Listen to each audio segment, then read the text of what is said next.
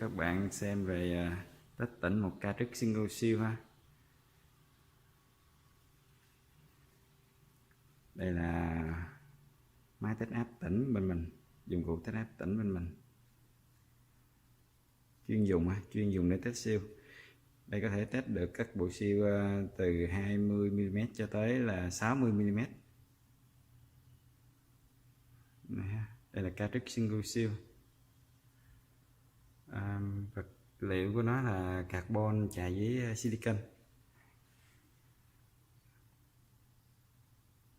Các bạn thấy ha, đây là test. Đây là mình test khí nha.